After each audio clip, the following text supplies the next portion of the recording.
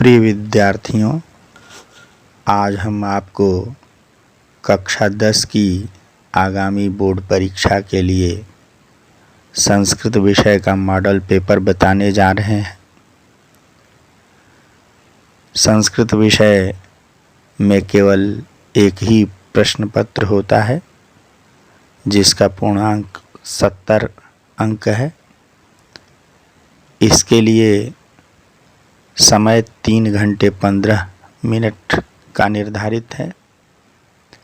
इसमें 15 मिनट परीक्षार्थियों को प्रश्न पत्र पढ़ने के लिए दिया जाता है और शेष 3 घंटे में आपको प्रश्न पत्र का हल करना होता है। सबसे पहला जो प्रश्न आता है वो संस्कृत गद्य भारती का होता है। इस प्रश्न पत्र में संस्कृत गद्य भारती से 11 अंक के प्रश्न, संस्कृत पद्य पीयूषम से 15 अंक के प्रश्न एवं संस्कृत कथा नाटक कौमुदी के लिए 9 अंक के प्रश्न आते हैं तथा शेष 35 अंकों का व्याकरण होता है। सबसे पहले जो प्रश्न इसमें होता है वह संस्कृत गद्य भारती से होता है। यह प्रश्न 7 अंकों का होता है। निम्नलिखित गद्यांशों में से किसी एक गद्यांश का हिंदी में संदर्भ सहित अनुवाद कीजिए। 2 अंक संदर्भ के लिए निर्धारित हैं एवं 5 अंक हिंदी अनुवाद के लिए हैं। 2 खंड होते हैं क और ख।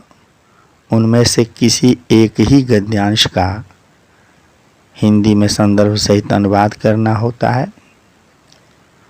संदर्भ सबसे पहले लिखा जाना चाहिए कि प्रस्तुत गद्यांश हमारी पाठ्यपुस्तक संस्कृत गद्य भारती के और जो भी पाठ हो उसका नाम लिखना चाहिए। जैसे यहाँ है कि प्रस्तुत गद्यांश हमारी पाठ्यपुस्तक संस्कृत गद्य भारती के नैतिक मूल्यानि पाठ से अवतरित है। और आगे एक पंक्ति में उस गद्यांश का प्रसंग भी दे देना चाहिए। जैसे कि प्रस्तुत गद्यांश में नीति की परिभाषा लेखक ने स्पष्ट की है। इसी प्रकार से यदि आपको क खंड कठिन लगता है तो ख खंड का गद्यांश का हिंदी अनुवाद आप लिख सकते हैं।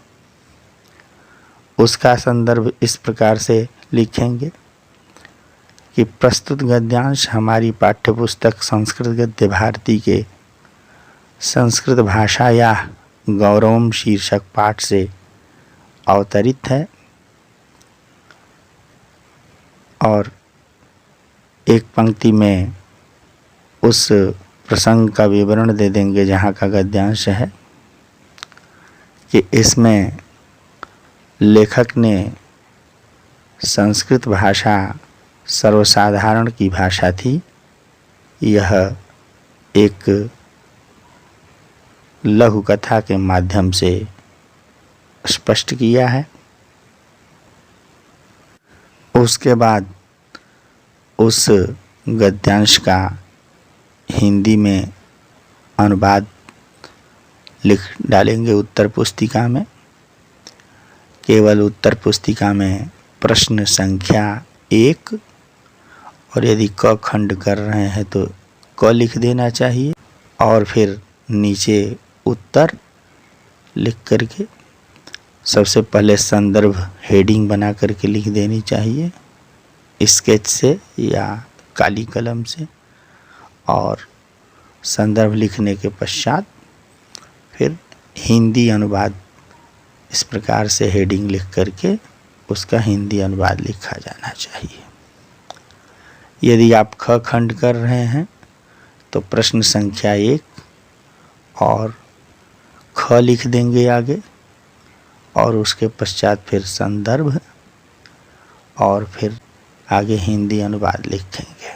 अगला प्रश्न जो होता है, दूसरा प्रश्न, वह संस्कृत गद्य भारती के किसी एक पाठ का सारांश लिखना होता है। इसके लिए 4 अंक निर्धारित हैं।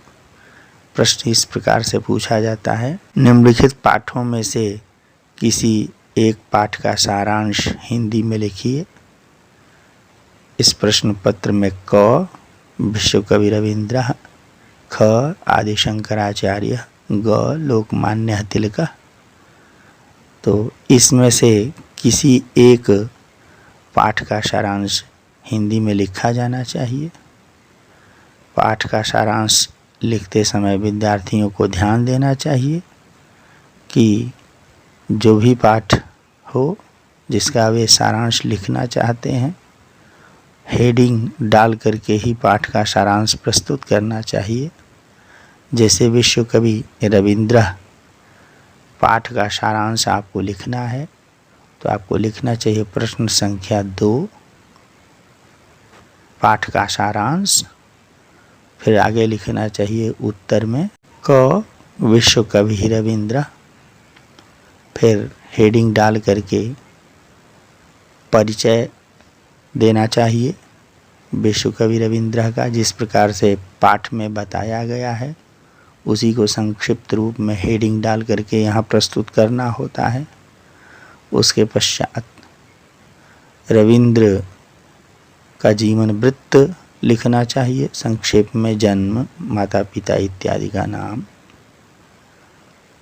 और फिर उसके बाद रविंद्र की शिक्षा, उनकी शिक्षा दीक्षा कैसे हुई। इसके पश्चात साहित्यिक क्षेत्र में उनका योगदान या साहित्यिक प्रतिभा का विकास कैसे हुआ, फिर उनकी रचनाओं का उल्लेख करना चाहिए। नोबेल पुरस्कार प्राप्ति की भी चर्चा की जानी चाहिए।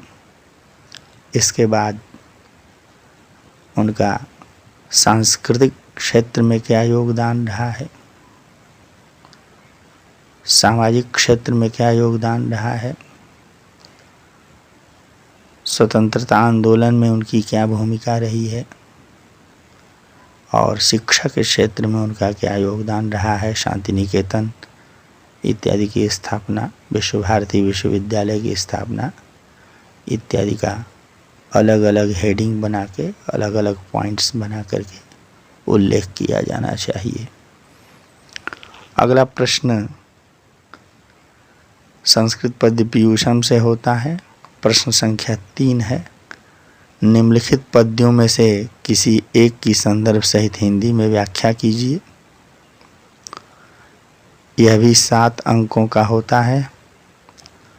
2 अंक संदर्भ के लिए निर्धारित हैं और 5 अंक हिंदी व्याख्या के लिए। तो विद्यार्थियों को सबसे पहले प्रश्न संख्या 3 लिख करके क अथवा ख में से जो भी करना हो आगे लिख देंगे, क या ख, और फिर संदर्भ लिखेंगे, उत्तर लिख करके संदर्भ लिखेंगे कि प्रस्तुत श्लोक हमारी पाठ्य पुस्तक संस्कृत पद्य पीयूषम के, जैसे क का संदर्भ लिख रहे हैं तो लिखना चाहिए कि प्रस्तुत श्लोक हमारी पाठ्य पुस्तक संस्कृत पद्य पीयूषम के सूक्ति सुधा शीर्षक पाठ से उद्धृत है। आगे एक पंक्ति में उस श्लोक का प्रसंग भी लिखा जाना चाहिए कि इस श्लोक में लेखक श्लोक का पाठ कहाँ करना चाहिए यह बता रहे हैं। दूसरे श्लोक का यदि उत्तर लिख रहे हैं, उसकी हिंदी व्याख्या लिख रहे हैं, तो संदर्भ लिखेंगे कि प्रस्तुत श्लोक हमारी पाठ्य पुस्तक संस्कृत पद्य पीयूषम के गीतामृतम शीर्षक पाठ से उद्धृत है और यह पाठ श्रीमद् भगवद गीता से संकलित है। फिर आगे एक पंक्ति का प्रसंग अवश्य देना चाहिए कि युद्ध भूमि में कुरुक्षेत्र में भगवान श्री कृष्ण अर्जुन को उपदेश देते हुए कौन ज्ञान प्राप्त करता है इसके विषय में बताते हैं और फिर श्लोक की हिंदी व्याख्या प्रस्तुत की जानी चाहिए। अगला प्रश्न चौथा जो है वह सूक्ति की संदर्भ व्याख्या पूछा जाता है। लिखा है, निम्नलिखित में से किसी एक सूक्ति की संदर्भ सहित हिंदी में व्याख्या कीजिए। इसमें 1 अंक संदर्भ के लिए होता है और 2 अंक सूक्ति की हिंदी व्याख्या के लिए निर्धारित हैं। इसमें क ख ग प्रायः 3 सूक्तियाँ पूछी जाती हैं जिनमें से किसी एक को ही आपको करना है और जैसा कि इसके पहले वाले प्रश्न में बताया उसी प्रकार से संदर्भ लिखना चाहिए। जैसे कि यदि खंड क सूक्ति की व्याख्या कर रहे हैं तो आपको संदर्भ लिखना चाहिए कि प्रस्तुत सारगर्भित सूक्ति हमारी पाठ्यपुस्तक संस्कृत पद्य पीयूषम के वृक्षाणाम चेतनत्वम शीर्षक पाठ से उद्धृत है। इसमें वृक्षों का महत्व बताया गया है। इसी प्रकार से यदि पहला खंड न आपको आसान लग रहा हो तो दूसरे खंड अथवा तीसरे खंड को कर सकते हैं और आपको यह स्पष्ट उल्लेख करना चाहिए कि प्रश्न संख्या 4 उत्तर खंड क या ख या ग जो भी आप एक खंड करना चाहते हैं और तब संदर्भ लिख करके फिर उसकी हिंदी व्याख्या प्रस्तुत की जानी चाहिए। अगला प्रश्न है 5वां, निम्नलिखित में से किसी एक श्लोक का अर्थ संस्कृत में लिखिए। यह 5 अंकों का होता है। इसमें सबसे पहले जो संस्कृतार्थ लिखने जा रहे हैं तो एक लाइन इस प्रकार से प्रसंग की तरह दे देना चाहिए। जिसे खंड क यदि लिखने जा रहे हैं तो लिखना चाहिए कि श्लोके अस्मिन् नीतिकारः कथयति और तब फिर उत्तर लिखा जाना चाहिए कि केयूरान विभूषयन्ति पुरुषं हारान चंद्रोज्ज्वलान स्नानम न विलेपनम न कुसुमम न अलंकृता मूर्धजा। इसका संस्कृतार्थ इस प्रकार से लिख सकते हैं कि केयूराख्याः अलंकाराः चंद्रैव शुभ्राः मुक्ताहारादयः अभिषेकः चंदनादि विलेपनम पुष्पाणि अथ च प्रसादिताः केशाः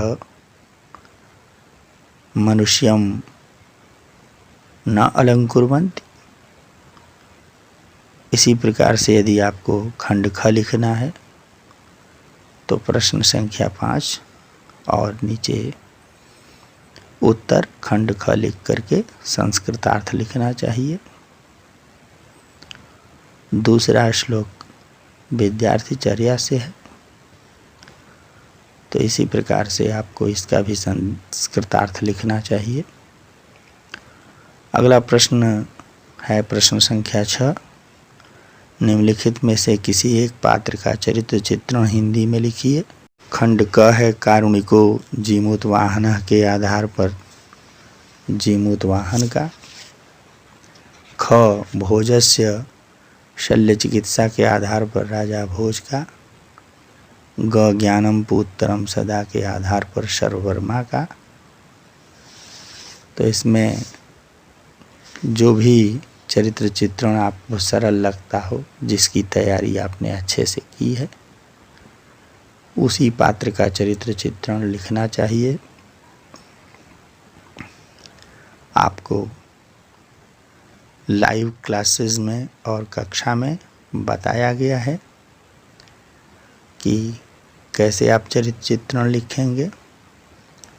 इसमें आपको जैसे पहले खंड क का जीमूतवाहन का चरित्र चित्रण लिखना है, तो पहले लिखेंगे प्रश्न संख्या 6, फिर लिखेंगे उत्तर और लिख देंगे जीमूतवाहन का चरित्र चित्रण। फिर हेडिंग डाल करके सबसे पहले जीमूतवाहन का परिचय प्रस्तुत करना चाहिए। परिचय, जीमूतवाहन कौन है और किस नाटक में या किस पाठ में जीमूतवाहन का उल्लेख हुआ है। बताना चाहिए कि जीमूतवाहन नागानंदम नाटक का नायक है और महाराज जीमूतकेतु का पुत्र है। यह एक विद्याधर है और महान परोपकारी एवं अत्यंत दयालु राजकुमार है। और हेडिंग डाल करके 4-5 हेडिंग्स में जीमूतवाहन के चरित्र की विशेषताओं को लिखते हुए उन्हें सिद्ध करने के लिए नाटक के प्रसंगों का उल्लेख करना चाहिए। इसी प्रकार अगला प्रश्न है 7। निम्नलिखित में से किन्हीं 2 प्रश्नों के उत्तर संस्कृत में लिखिए। 3 प्रश्न संस्कृत कथा नाटक कौमुदी के पाठों के आधार पर दिए रहते हैं, जिनमें से आपको 2 प्रश्न करने होते हैं। प्रत्येक प्रश्न 2-2 अंक का होता है। कुल मिलाकर 4 अंक निर्धारित हैं। जैसे कि पहला प्रश्न है, उसका उत्तर आपको लिखना है। लिखेंगे प्रश्न संख्या 7 खंड क उत्तर, और रोमन में लिखा है 1, तो उसी प्रकार से लिख देंगे 1। महात्मनः पितुः नाम किम आसीत्। आप आगे लिखेंगे महात्मनः पितुः नाम करमचंद गांधी आसीत्, अथवा केवल संक्षेप में करमचंद गांधी भी लिख सकते हैं, लेकिन पूरा उत्तर लिखना ज़्यादा उचित समझा जाता है। दूसरा प्रश्न है रंभा कस्य भार्या। तो आगे फिर प्रश्न 1 के नीचे फिर रोमन में प्रश्न 2 लिख करके रंभा रमानाथस्य भार्या लिखेंगे। केवल 2 ही प्रश्नों को खंड क में करना होता है। यदि आपको ऊपर बताए गए प्रश्नों में से कोई एक प्रश्न नहीं आ रहा हो, तो तीसरे प्रश्न का उत्तर लिख सकते हैं। होलिकोत्सवे जनाः केन भावेन आलिंगन्ति। तो उत्तर होगा होलिकोत्सवे जनाः सौहार्द भावेन आलिंगन्ति।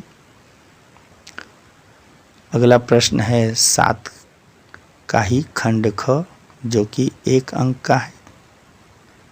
सही विकल्प चुनकर रिक्त स्थान की पूर्ति कीजिए। प्रश्न है रमानाथाय रक्तम अददात। रमानाथ को रक्त दिया, किसने रक्तदान किया। तो आपके सामने 4 विकल्प हैं। पहला सुमेधा, दूसरा रंभा, तीसरा चपला, चौथा विनय। यदि आपने पाठ का ठीक ढंग से अध्ययन किया है तो आपको पता चल जाएगा कि पहला विकल्प सही है। आप आगे लिखेंगे प्रश्न संख्या 7 ख और नीचे लिखेंगे उत्तर पहला सुमेधा। अब इसके पश्चात 35 अंक के व्याकरण के प्रश्न होते हैं,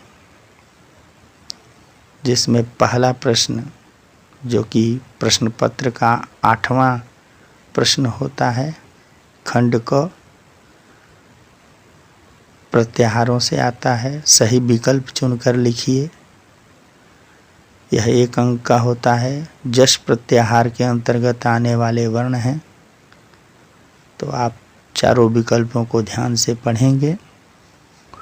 घ ढ ध श ज ब ग ड ज ब ग ड दश, ये तीनों विकल्प सही नहीं हैं। चौथा विकल्प सही है, ज ब ग ड द। आप उत्तर लिखेंगे प्रश्न संख्या 8 का खंड क उत्तर। रोमन में जैसा कि प्रश्न पत्र में लिखा है लिखेंगे 4, और आगे यह भी लिखा जाना चाहिए ज ब ग ड द। इसी प्रकार से खंड ख का उत्तर, निम्नलिखित वर्णों में से किसी एक का उच्चारण स्थान लिखिए। यह भी 1 अंक का प्रश्न होता है। इसमें भी 4 वर्ण दिए गए हैं, आपको किसी एक का ही उच्चारण स्थान लिखना है, जिसका उच्चारण स्थान आपको आता है।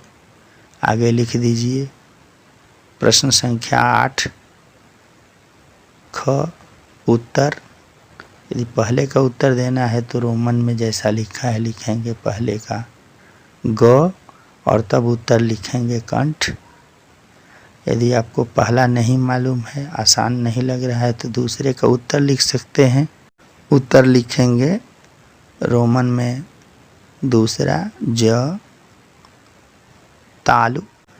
यदि दूसरे का उत्तर आपको नहीं आ रहा है, तीसरे का दे सकते हैं र मूर्धा अथवा त दंत। तो इस प्रकार से आप जो भी प्रश्न आ रहा हो, जिस भी वर्ण का उच्चारण स्थान आपको पता हो, उसी को लिखना चाहिए। अगला प्रश्न 9वां है, खंड क। निम्नलिखित में से किसी एक का संधि विच्छेद कीजिए तथा संधि का नाम भी लिखिए। इसमें संधि विच्छेद के लिए 1 अंक तथा संधि का नाम लिखने के लिए 2 अंक निर्धारित है। जैसे पहला है रामम वंदे, तो यहाँ मो अनुस्वार से अनुस्वार संधि हुई है। आपको उत्तर में रामम, इसमें ऊपर जो अनुस्वार है उसको नीचे म लिख देना चाहिए, विच्छेद में म को हलंत कर देना चाहिए। रामम धन बंदे, और आगे लिख देना चाहिए अनुस्वार संधि। यदि पहला विकल्प नहीं आ रहा है तो उत्तर लिखेंगे प्रश्न 9 का क उत्तर रोमन में 2 नमस्ते लिख करके आगे लिखेंगे नमः धनते। यह संधि विच्छेद हो गया। और आगे सत्व संधि विसर्जनीय से सह सूत्र से यहाँ सत्व संधि हुई है, विसर्ग को स हुआ है, तो नमः धनते और आगे लिखेंगे सत्व संधि। यदि ऊपर के दोनों विकल्प आपको नहीं आते, तीसरा आ रहा है, तीसरे का उत्तर आप लिखना चाह रहे हैं, तो लिखेंगे प्रश्न संख्या 9 का क उत्तर तीसरा कविरागतः, फिर डैश दे करके कविस धन आगतः ऋतु संधि। यहाँ शुरू से ऋतु संधि हुई है। तो जो भी प्रश्न आ रहा है उसका आप संधि विच्छेद एवं संधि का नाम भी लिखेंगे। खंड ख में जो प्रश्न है बहुविकल्पीय है। निम्नलिखित विकल्पों में से सही विकल्प चुनकर लिखिए। प्रश्न है निर्दयः में संधि है, तो 4 विकल्प दिए गए हैं। अनुस्वार संधि, परसवर्ण संधि, ससर्षो रूह हसि च। इसमें ससर्षो रूह से स को र हुआ है, रुत्व संधि है। तो आप इसका उत्तर लिखेंगे प्रश्न संख्या 9 का ख उत्तर, और ख आगे लिख करके उसका विकल्प तीसरा रोमन में और ससर्षो रूह यह लिख देना चाहिए। अगला प्रश्न है 10वां, खंड क निम्नलिखित में से किसी एक शब्द का रूप लिखिए।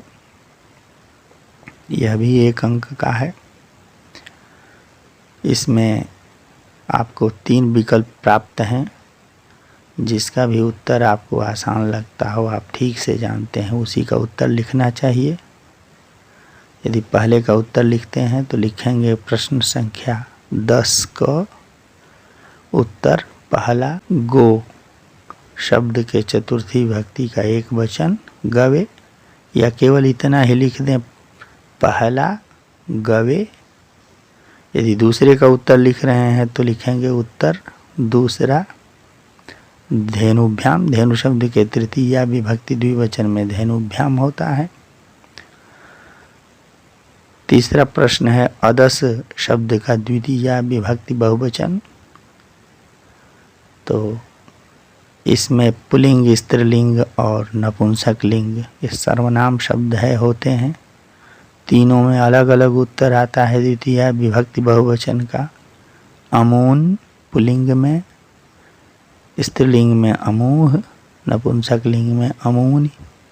आप केवल एक भी लिख सकते हैं पुल्लिंग का अमून, और आपको इन तीनों में से जो भी आसान लगता हो केवल उसी का उत्तर आपको लिखना चाहिए।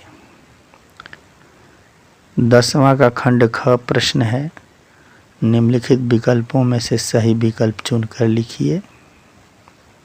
प्रश्न है राज्ञः किस विभक्ति एवं वचन का रूप है। 4 विकल्प दिए गए हैं।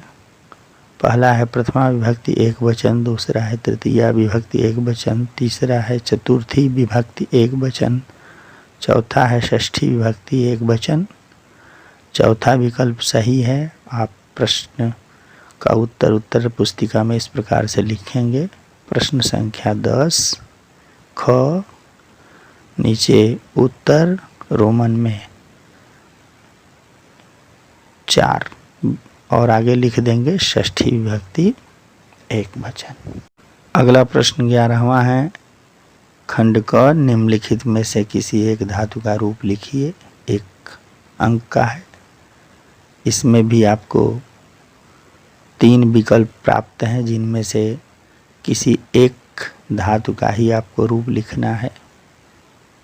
जैसे पहला है भू धातु लंग प्रथम पुरुष एक वचन। लंग लकार प्रथम पुरुष एक वचन में अभवत रूप बनता है। आप उत्तर लिख सकते हैं प्रश्न संख्या 11 का क उत्तर पहले का अभवत।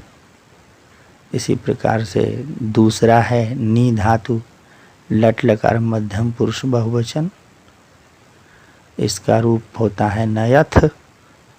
यदि आप पहले का उत्तर नहीं लिखना चाहते हैं तो दूसरे का उत्तर लिख सकते हैं। आगे लिखना चाहिए प्रश्न संख्या 11 का उत्तर दूसरा नयथ, अथवा तीसरा दाद धातु लिट लकार उत्तम पुरुष एक वचन दास्यामी होता है रूप।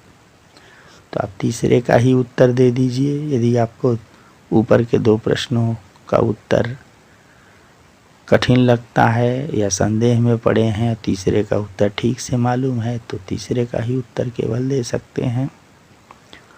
खंड ख है, निम्नलिखित में से सही विकल्प चुनकर लिखिए। यह भी 1 अंक का है। इच्छेत किस लकार का रूप है। तो इच्छेत ईश धातु के विधिलिंग प्रथम पुरुष एक वचन का रूप है।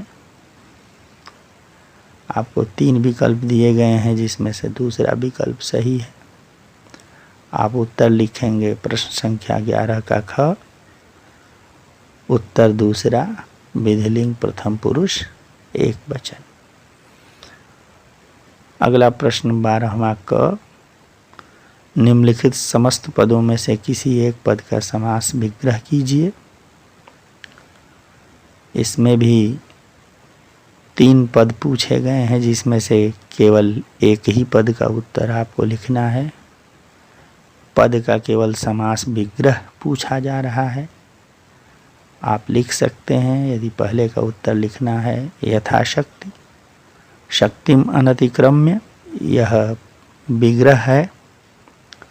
इसमें अव्ययी भाव समास होता है किंतु केवल आपको विग्रह ही लिखना है। दूसरा है पंचगवम, इसका विग्रह है पंचानाम गवाम समाहारः, द्विगु समास है। तीसरा है पीताम्बरः, पीतम अम्बरम यस्य सः, बहुव्रीहि समास है किंतु आपको केवल समास का विग्रह लिखना है। तो आप जिसका भी उत्तर देना चाहते हैं लिखेंगे प्रश्न संख्या 12 क, और जिस भी प्रश्न का उत्तर देना चाहते हैं उसकी रोमन में संख्या लिख करके और आगे केवल विग्रह लिख देंगे। अगला प्रश्न है 12वां खंड ख, सही विकल्प चुनकर लिखिए। 1 अंक का है। यशोधना में कौन सा समास है? तो 3 विकल्प दिए गए हैं। पहला अव्ययी भाव, दूसरा द्विगु, तीसरा बहुव्रीहि। यशोधना है, यश एव धनम यस्य सः, इसमें बहुव्रीहि समास होता है। उत्तर लिखेंगे प्रश्न संख्या 12 का ख, विकल्प तीसरा बहुव्रीहि। अगला प्रश्न विभक्ति निर्देश से संबंधित है। खंड क, निम्नलिखित रेखांकित पदों में से किसी एक पद का विभक्ति निर्देश कीजिए। आपको प्रश्न दिए गए हैं जिनमें से एक ही का उत्तर लिखना है। ग्रामम परितः तडागाः सन्ति, तो यहाँ अभितः परितः समयानिकषाः प्रतियोगे पी से द्वितीया विभक्ति हुई है, तो यह आपको लिखना चाहिए। उत्तर 13 क, पहला ग्रामम लिख करके आगे डैश दे के लिखना चाहिए कि यहाँ परितः के योग में, ग्रामम में अभितः परितः समयानिकषाः प्रतियोगे से द्वितीया विभक्ति हुई है। दूसरा रामेण सह लक्ष्मणः अगच्छत्, यदि आप पहले का उत्तर नहीं देना चाहते हैं तो दूसरे विकल्प का उत्तर दीजिए। रामेण आगे लिखेंगे, यहाँ सहयुक्ते अप्रधाने सूत्र से तृतीया विभक्ति हुई है। अथवा यदि सूत्र आपको याद नहीं तो हिंदी में भी लिख सकते हैं कि सह के योग में अप्रधान कर्ता में तृतीया विभक्ति हुई है। यदि आप इन दोनों का उत्तर ठीक से नहीं जानते हैं तो तीसरे प्रश्न का उत्तर दे सकते हैं। हिमालयात गंगा प्रभवति, भुवः प्रभवः सूत्र से अपादान में पंचमी होती है। आप लिख सकते हैं कि हिमालयात में अपादान कारक में पंचमी विभक्ति हुई है। खंड ख, निम्नलिखित रेखांकित पद में कौन सा कारक है? यह 1 अंक का प्रश्न है। रामाय पठनम रोचते, रेखांकित पद है रामाय, तो यहाँ संप्रदान कारक में रुच्यर्थानाम प्रियमाणः सूत्र से चतुर्थी विभक्ति हुई है। दूसरा विकल्प सही है। आप उत्तर लिखेंगे प्रश्न संख्या 13 खंड ख, उत्तर और रोमन में दूसरा विकल्प और आगे लिख देंगे संप्रदान कारक।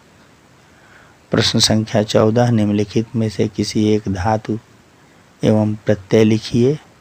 1 अंक धातु एवं 1 अंक प्रत्यय के लिए निर्धारित है। 3 प्रश्न है, 3 में से किसी एक का उत्तर आपको लिखना है। जैसे पहले का श्रुत्वा, श्रु धातु त्वा प्रत्यय, तो आप लिख सकते हैं श्रु धन त्वा दूसरे का आगम्य, तो आ उपसर्ग पूर्वक गम धातु, धन ल्यप प्रत्यय। तीसरे का उत्तर है द्रष्टुम, दृश्य धातु, धन तुमुल प्रत्यय। तो आप जिसका भी उत्तर ठीक से जानते हैं केवल उसी का उत्तर पुस्तिका में अंकित करेंगे। प्रश्न संख्या 15, निम्नलिखित में से किसी एक वाक्य का वाच्य परिवर्तन कीजिए। तो इसमें से जो भी प्रश्न आपको ठीक ढंग से आता है उसका उत्तर दीजिए। पहला है रामः पुस्तकम पठति, तो इसका उत्तर होगा रामेण पुस्तकम पठ्यते। दूसरा है बालकेन ग्रामः गम्यते, यह कर्मवाच्य में है, इसका कर्तृवाच्य बना देंगे बालकः ग्रामं गच्छति। तीसरा है अस्माभिः जलम पास्यते, यह भी कर्मवाच्य में वाक्य है, इसका कर्तृवाच्य आपको बताना है वयम जलम पास्यामः। यदि आपने ठीक अध्ययन किया है वाच्य परिवर्तन का तो इसका उत्तर आप लिख लेंगे। यह प्रश्न 2 अंकों का है, केवल एक ही वाक्य का वाच्य परिवर्तन आपको करना है, आपको 2 अंक प्राप्त हो जाएंगे। 16वां प्रश्न संस्कृत अनुवाद का होता है। प्रश्न है निम्नलिखित वाक्यों में से किन्हीं 4 वाक्यों का संस्कृत में अनुवाद कीजिए। प्रायः 6 वाक्य पूछे जाते हैं, आपको उनमें से 4 वाक्यों का संस्कृत में अनुवाद करना होता है। सीता राम के साथ बन गई, यहाँ पर ध्यान देना चाहिए कि यह सहयुक्ते अप्रधाने सूत्र से इसका अनुवाद बनना है। उत्तर होगा सीता राम के साथ रामेण सह, यहाँ तृतीया का प्रयोग करेंगे रामेण में, सह के योग में, रामेण सह वनम अगच्छत।